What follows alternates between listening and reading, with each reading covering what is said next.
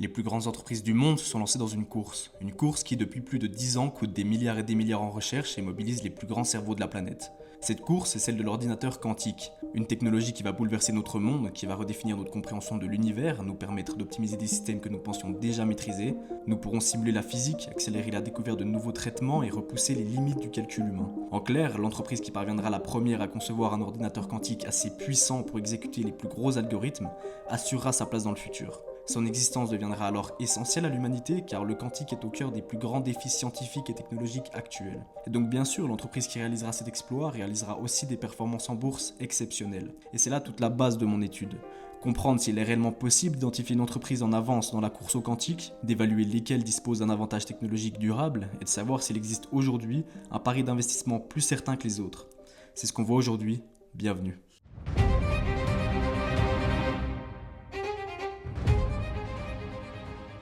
IBM, Google, Amazon, Yonk, Rigetti ou encore Microsoft, toutes ces entreprises développent des ordinateurs quantiques et toutes ont leurs avantages et inconvénients. Mais premièrement, il faut comprendre comment cette technologie fonctionne avant de prétendre évaluer l'avancement des entreprises du secteur. Il faut savoir que c'est l'un des sujets les plus complexes que j'ai eu à étudier, je ne vais pas détailler le fonctionnement profond d'un ordinateur quantique, il existe de très bonnes vidéos ou articles pour ça. L'essentiel est que vous compreniez les grandes lignes et grands défis. L'ordinateur quantique repose sur les lois de la physique quantique, celle qui régit le comportement des particules à l'échelle atomique.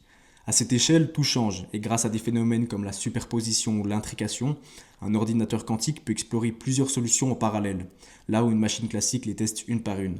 Certains calculs aujourd'hui impossibles à résoudre dans des échelles de temps raisonnables avec nos supercalculateurs classiques, un ordinateur quantique, lui, peut le faire en quelques heures. Et la différence fondamentale, c'est le passage du bit au qubit. Dans un ordinateur classique, l'information est codée à l'aide de bits, c'est-à-dire des 0 et des 1. Dans un ordinateur quantique, on a des qubits. Ça peut être des ions, des supraconducteurs, peu importe, mais il faut que ça ait des propriétés quantiques. Et ainsi, avec les lois quantiques, le qubit peut être 0, 1 ou 0 et 1 à la fois, ce qui lui donne un potentiel de calcul colossal. Sauf qu'un obstacle majeur empêche aujourd'hui d'exploiter cette puissance, c'est la décohérence. Les qubits y sont extrêmement instables et perdent très rapidement l'information qu'ils contiennent. La conséquence directe, c'est qu'on ne peut ni enchaîner des calculs complexes, ni faire durer les opérations dans le temps. C'est pour cette raison que le vrai défi aujourd'hui est d'avoir des qubits stables. Pour y parvenir, il y a plusieurs solutions, dont la création de qubits logiques, c'est-à-dire d'utiliser plusieurs qubits qui se corrigent entre eux. Ces qubits ensemble deviennent un qubit logique. Mais aujourd'hui, les erreurs arrivent si vite qu'il est très difficile d'avoir ne serait-ce qu'un qubit logique. Ainsi, plusieurs approches coexistent et chaque entreprise a choisi la sienne. Microsoft et Yonk travaillent sur des qubits naturellement plus stables, mais difficiles à reproduire à grande échelle. Google et IBM misent sur des architectures plus scalables, capables d'intégrer de nombreux qubits, mais beaucoup plus sensibles aux perturbations. Amazon ou Alice et Bob en France explorent des qubits scalables, tout en cherchant à réduire le taux d'erreur par des procédés spécifiques. L'entreprise qui parviendra à combiner la stabilité des premiers et la scalabilité des seconds prendra une avance considérable dans la course au quantique. Il y a deux types d'entreprises opérant dans le quantique. Les big tech, les plus grandes entreprises du monde, qui allouent une part de leurs énormes bénéfices en recherche et développement et qui ont créé une branche spéciale au quantique. Et les entreprises spécialisées que l'on verra juste après. Parmi les big tech, IBM est pionnière. Elle s'intéressait au quantique avant tout le monde, dès les années 90, elle commençait déjà des recherches à ce sujet, et a même créé un ordinateur quantique à 2 qubits en 98. Aujourd'hui, cette entreprise a plus de 25 ans d'expérience dans ce domaine. Elle a choisi comme qubits des supraconducteurs Transmon, les qubits les plus utilisés actuellement, utilisés par Google par exemple, ou Amazon, qui est la dernière venue parmi les plus grandes. Ce que j'aime chez Amazon, c'est son approche. Elle dispose déjà de l'offre cloud la plus complète dans le domaine du quantique. Sous la marque Amazon Braket, AWS propose l'accès à plusieurs ordinateurs quantiques réels, grâce à des partenariats avec Yonk, Rigetti, Qwera et EQM. C'est aujourd'hui l'offre cloud donnant accès à le plus grand nombre de technologies quantiques. Elle est principalement destinée à la recherche et au test d'algorithmes. Donc n'importe quel utilisateur, par exemple vous, peut se connecter à la plateforme, sélectionner un ordinateur quantique et louer de la puissance de calcul afin d'exécuter un algorithme qui sera réellement calculé sur la machine physique via le cloud. Ainsi, Amazon ne dépend pas uniquement du succès de son propre ordinateur quantique. Elle monétise déjà l'accès aux machines d'autres acteurs tout en s'appuyant sur AWS, le cloud le plus utilisé du monde. À côté de ça, la manière dont elle aborde son propre ordinateur quantique est aussi très intéressante. Elle avance doucement mais sûrement, elle ne se précipite pas et s'assure de vérifier chaque étape. En 2019, Amazon réunissait des chercheurs reconnus pour réfléchir à la meilleure approche dans la réalisation d'un ordinateur quantique. 2 ans plus tard, en 2021, elle officialisait AWS Center for Quantum Computing. situé sur le campus de l'Institut de technologie de Californie, donc Caltech. Donc on voit le bâtiment qui est juste ici. Et vous voyez juste ici des personnages importants de ce centre. Amazon a choisi une stratégie singulière dans la course au quantique. Plutôt que d'augmenter le nombre de qubits, le groupe cherche à concevoir le qubit le plus stable possible. Voilà, on a vu que Google ou IBM, il y a quelques années, faisaient vraiment la course aux qubits, essayaient d'avoir le plus de qubits dans leur puce quantique. Au final, en fait, ils se sont rendus compte que c'était le mauvais chemin emprunté. Par exemple, IBM a même eu une puce avec plusieurs milliers de qubits. Et en fait, elle était totalement inefficace.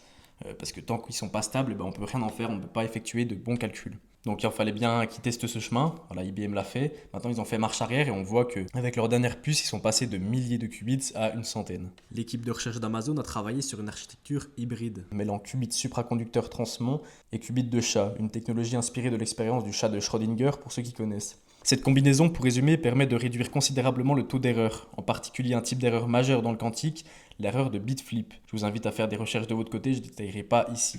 Et cette structure, elle rend le système beaucoup plus robuste. La superposition tend naturellement à se rééquilibrer, supprimant presque entièrement les erreurs de bit flip. Voilà, je vous ai mis juste ici le graphique. On voit qu'avec un qubit standard, on doit corriger les erreurs dites de phase flip et les erreurs de bit flip. Ce qui fait en fait énormément d'erreurs et donc on a besoin d'énormément de qubits. Avec les qubits de chat, on réduit les erreurs bit flip. On n'a donc plus qu'à corriger les erreurs phase flip, ce qui demande beaucoup moins de qubits. Bref, en associant ces deux technologies, Amazon cherche à créer des qubits logiques fiables avec bien moins de qubits physiques que ses concurrents. L'objectif n'est donc pas d'avoir le processeur le plus grand, mais le plus précis, le plus stable et le plus exploitable. Cette vision, elle s'est concrétisée avec la puce Oslo, dévoilée en 2025, qui marque une étape clé vers un calcul quantique réellement tolérant aux erreurs. Ce processeur ne compte que 9 qubits physiques, compte plusieurs centaines chez ses concurrents, mais il aurait réussi à créer un qubit logique fonctionnel. Avec cette puce, le coût de correction d'erreur baisserait de 90%. Certains disent que ça réduira de 5 ans l'arrivée des ordinateurs quantiques commerciaux. Donc réduire de 5 ans sur combien d'années, on ne sait pas. On reparlera d'ailleurs à la fin des annonces qui sont souvent frauduleuses. Ça reste des estimations basées sur on ne sait trop quoi.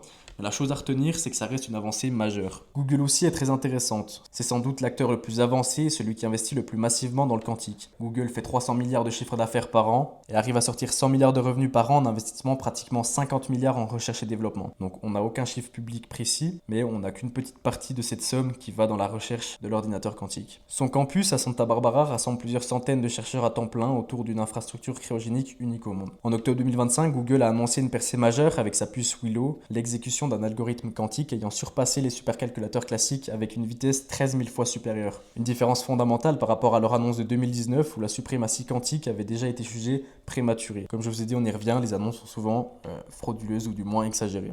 Cette fois, la différence, c'est que l'algorithme présenterait des véritables applications industrielles.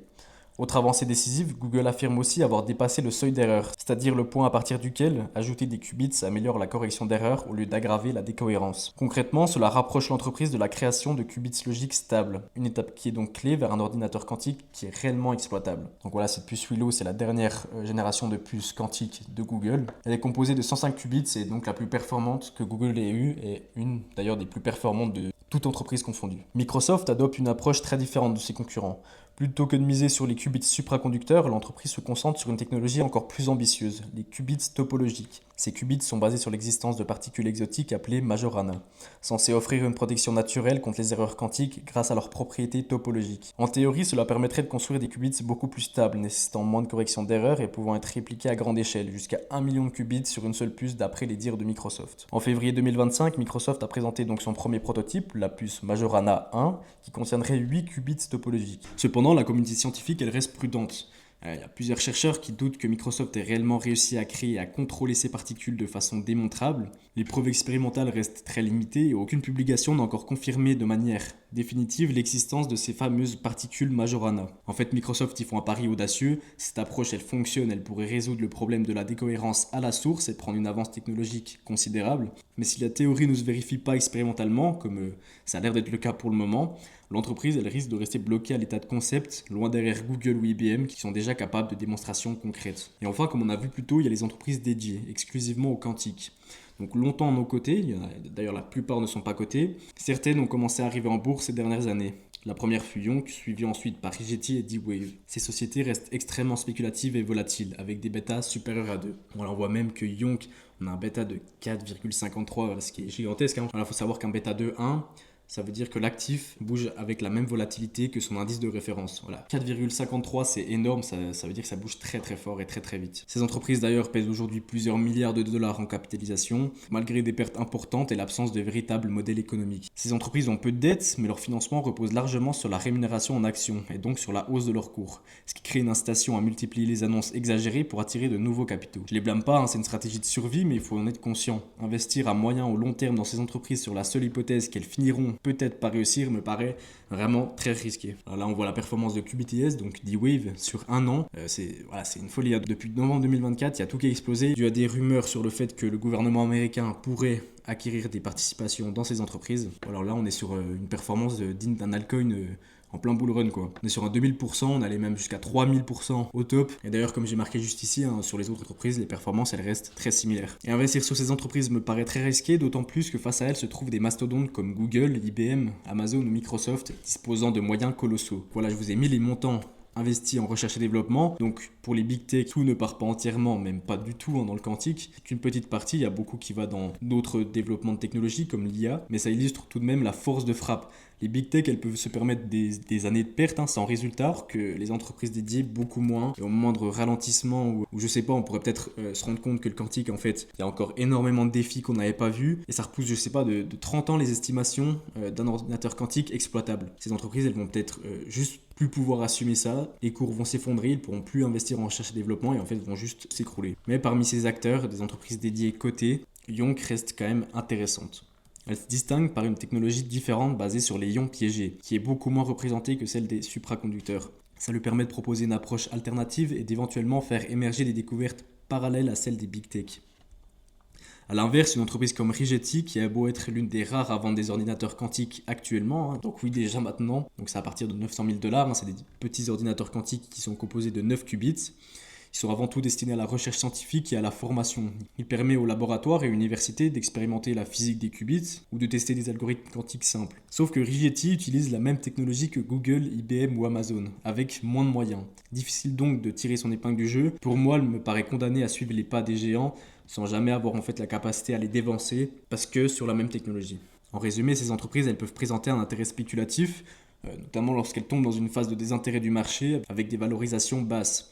Elles peuvent alors profiter de cycles de hype qui reviennent périodiquement sur le secteur. Voilà, en fait, exactement comme des altcoins par exemple qui n'ont pas vraiment encore d'application. Voilà, ils ont des promesses. Dans le futur, ils auront telle utilité sur la blockchain, etc. Mais en attendant, sur le moment, aucune. Et bah, ces entreprises-là, c'est exactement pareil. On ne sait pas quand on pourra surmonter les défis de l'ordinateur quantique. D'après ce qu'on comprend, c'est encore des décennies. Et en fait, ces entreprises, elles sont juste valorisées pour leurs promesses et pour être les seules représentantes du quantique, mis à part les big tech. Et donc, y investir sur la base d'une conviction long terme reste pour moi beaucoup trop risqué sur ces entreprises. Et du coup, laquelle sera la gagnante? Donc, je prétends pas avoir tout compris au quantique, loin de là, sinon je serais pas investisseur, je serais chercheur.